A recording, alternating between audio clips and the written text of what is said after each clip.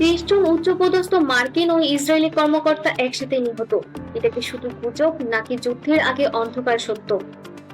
সাবেক মার্কিন colonel Douglas McGregor দাবি করছেন এক গোপন ঘটনায় নিহত হয়েছে প্রায় ৩০ জন শীর্ষ কর্মকর্তা।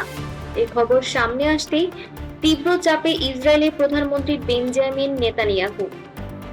কি ঘটেছে আসলে? সরকারিভাবে কিছুই নিশ্চিত হয়নি। কিছু সূত্র বলছে একটি গোপন অপারেশন ব্যর্থ হয়েছে, উচ্চ পর্যায়ের সামরিক ও গোয়েন্দা সদস্যরা জড়িত ছিল এবং ঘটনাটি কভার আপ করা হচ্ছে। সবচেয়ে ভয়ঙ্কর অংশ হচ্ছে এই ঘটনা নাকি মধ্যপ্রাচ্যের ভেতরে হয়নি, বরং তৃতীয় একটি গোপন লোকেশনে হয়েছে, যেখানে ইউএস ইসরায়েল যৌথ পরিকল্পনা চলছিল। যদি এটি সত্যি হয় তাহলে এটা শুধু একটি দুর্ঘটনা নয়, এটি হতে পারে একটি ব্যর্থ প্রি-এমপ্টিভ স্ট্রাইক অথবা একটি গোপন যুদ্ধের সূচনা। এখন প্রশ্ন, কার বিরুদ্ধে এই অপারেশন? অনেক বিশ্লেষক বলছেন লক্ষ্য ছিল ইরান।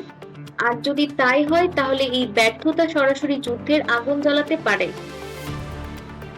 এই ঘটনার প্রভাব শুধু ইসরায়েল বা আমেরিকায় সীমাবদ্ধ নয়। তেলের দাম বাড়তে পারে, মধ্যপ্রাচ্যে জ্বলে উঠতে পারে, বিশ্ব শক্তির ভারসাম্য বদলে যেতে পারে।